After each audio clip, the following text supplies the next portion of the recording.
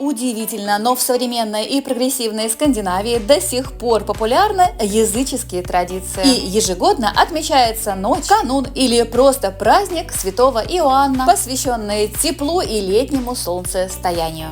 В Дании фестиваль середины лета и самого длинного дня в году называется Сент-Хенс и отмечается здесь с древних времен. Когда-то костры отгоняли злых духов. В средние века праздник ассоциировался с христианским днем рождения Иоанна Предтечи. Но в 18 веке стал менее религиозным и со временем символом летнего солнцестояния и способом отпраздновать наступление лета. Тысячи датчан собираются в разных местах Копенгагена и Дании вокруг огромных костров, часто в сопровождении песен Санханса о приходе лета и радости быть вместе в этот особенный вечер.